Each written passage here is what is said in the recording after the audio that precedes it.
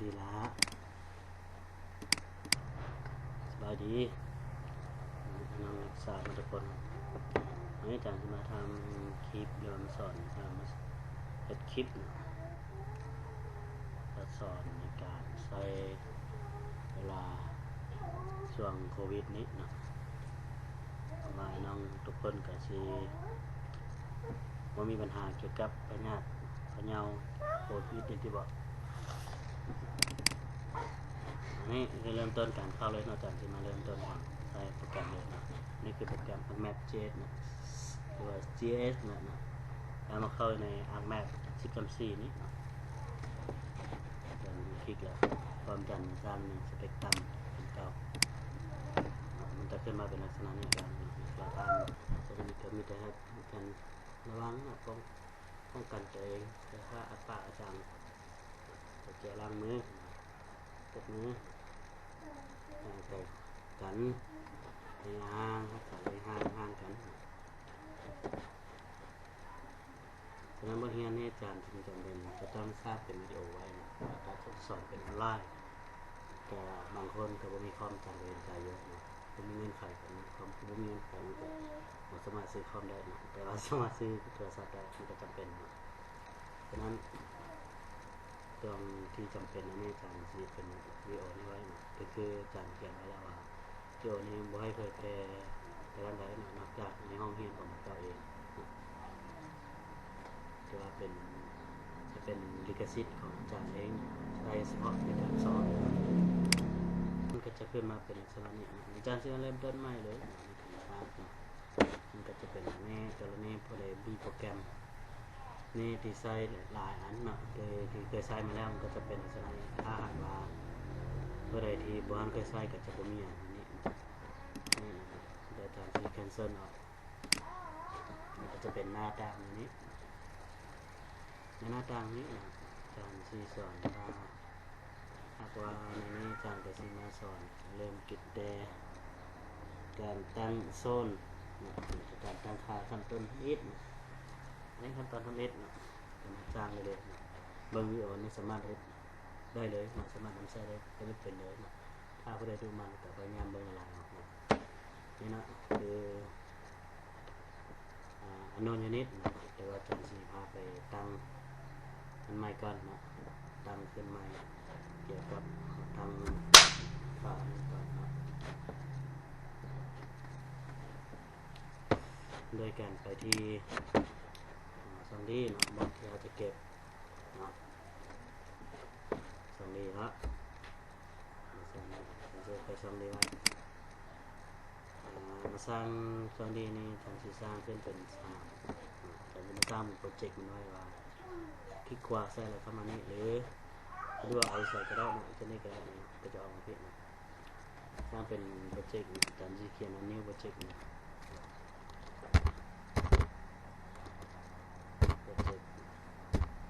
ห้ามเขียนเป็นภาษาลาวเลยก็บ่ให้ว่างตอนนี้ระยะว่างมันบ่ค่อยพอนะเฉพาะโปรแกรมนี้new project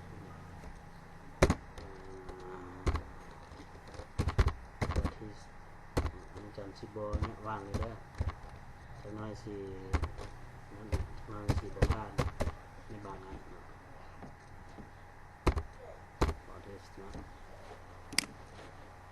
จะเป็นเข้ามาในนี้นะเข้ามาโปรแกรมเข้ามาในโปรเจกต์นี้มาอันนี้เราจะมาสร้างดีกว่าแล้วเนาะสร้างสร้างอันที่หนึ่งมันจะเป็น input ไว้เพื่ออย่าง input ไว้แต่ข้อมูลที่เขาจำเป็นจะต้องมาสร้างข้อมูลที่เริ่มต้น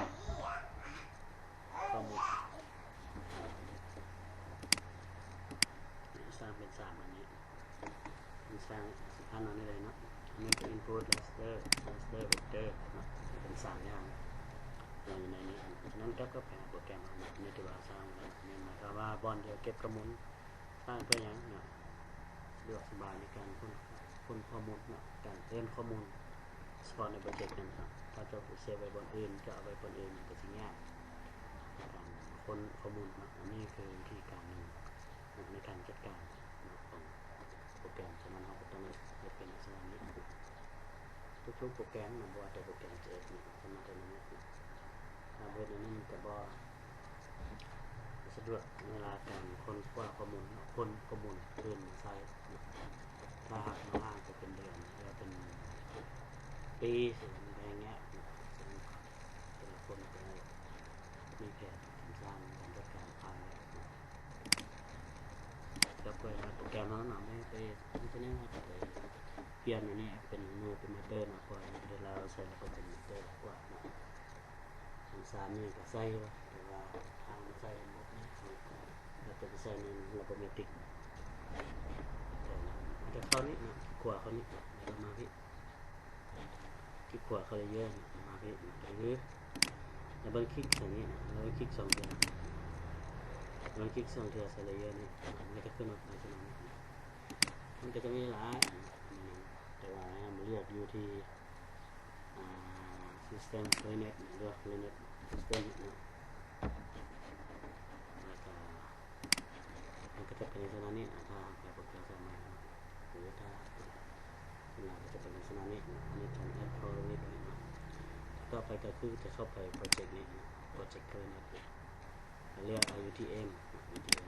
แล้วมาที่ WJS มันก็ว่า C นะแล้วก็มา Northern Hemisphere นะโอเคเลือกเอาโซน 48N เนาะ 48N ใช่เลือกเอานี่แล้วให้ตัวนี้แล้วก็มีแต่ apply คลิกซ้าย apply ก็โอเคจะลบว่าอันนี้อาจจะกลายเป็นเมเตอร์นะที่นี่จะเป็นองศาเลยเป็นนะจากนั้นอันนี้ตัวมัดสำเร็จไปแล้วนะจะมาเข้าอัพแคตตาล็อกเนี่ยแต่ว่าก่อนมาเข้าเนี่ยจะแนะนำให้เซฟอีกก่อนนะเอาไฟล์เซฟอีกก่อนนะเซฟอีกก่อนนะเซฟมาเซฟไปใส่นะเลือกโปรเจกต์ที่เราสร้างไว้กินนี้ใส่ไปส่งนี้นะตรงนี้เขียนว่านั่นเลยเขียนว่ามีโปรเจกต์ฟอร์ทิกเข้าไปนะสามารถเก็บไว้ลงนี่นะนี่จะเป็นเว็บไซต์ของมันนะเขียนมาอย่างก็เขียนชื่อผู้การในตัวเสร็จได้หรือชื่อเกี่ยวกับในห้องเข้าก็ได้ในการเขียนมาที่เขียนมาเกี่ยวกับสอนที่ชื่อ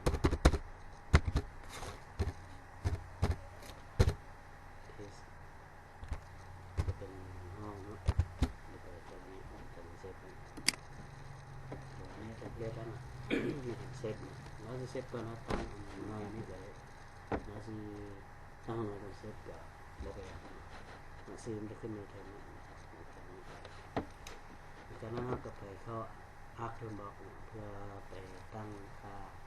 environment ให้เกิดไว้ในบทที่1การค่าต่างๆเข้าไปนี้เข้าไปกล่องแดงนี่หรือว่า Arc Toolbox จะนี่เอามาผมจะคลิกขวาใช้แค่นี้เนาะขวาใช้คลิกนี้บริเวณนี้เข้าไป environment การตั้งค่าenvironmentตามนี้นะ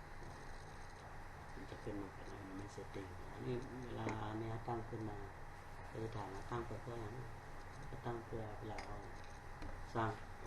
โปรเจกต์เดือนนึงอะไรโมเดลเดือนนึงในแกนนี้นะมันก็จะแรงไปหาบอลที่เราเซฟบอลที่เราสร้างมันไปอยู่ก็คือเป็นลักษณะเข้าเป็นเว็บเซฟนะกรณีอันนี้นะเขาเล่นเว็บเซฟกรณีอะไรเขาเล่นโปรแกรมเล่นอันใดเกี่ยวกับโมเดลอะไรนี้เราต้องการเวลาให้มันออกไปอยู่ในไฟล์อื่นนะโดยเฉพาะเวลาเล่นเดี๋ยวมันจะเล่นยากมันจะไปหาข้อมูลยากเวลาเสิร์ชหาข้อมูลมันไม่ได้เป็นง่ายนะฉะนั้นเวลาเราจะเรียนเราจะกลับไปสอบหาข้อมูลเราก็ต้องมาเริ่มขึ้นทำตรวจขึ้นมาหัวไปอยู่นั่นจริงออกไปฉะนั้นเฉพาะในนี้นะก็เลยเป็นที่ในหัวตัวนี้ใช้เพื่อเวลาเราแลนปกแลนโมเดลแล้วให้มันแลนเข้าไปหาอยู่ให้มันเข้าไปหาอยู่ในไฟล์ที่เราเซฟหรือไฟล์ตัวนี้นะ แล้วมันเซฟอยู่ในออโต้เลยนะมันเข้าไปในออโต้เลยมันต้องเป็นต้องไปเลือกบนเซฟอย่างต่างๆนี่นะอย่างรายละเอียดเข้าไปในเวลาเซฟ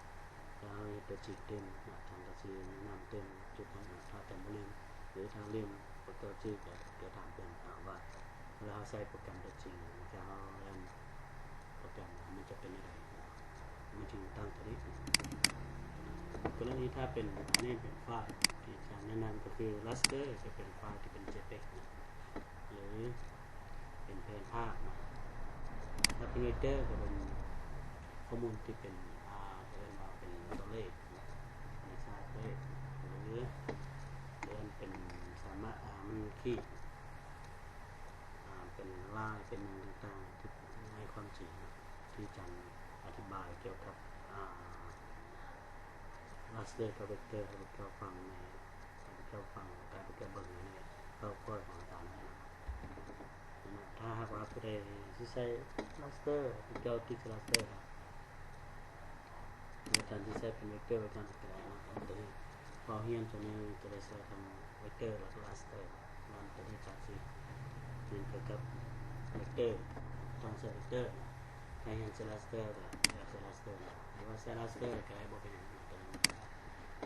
มันก็จะเข้ามาพี่ในการนั้นก็มีแต่ select ตัวนี้ control C หรือว่า copy ก็ได้นะอันนี้แล้วก็ paste นี่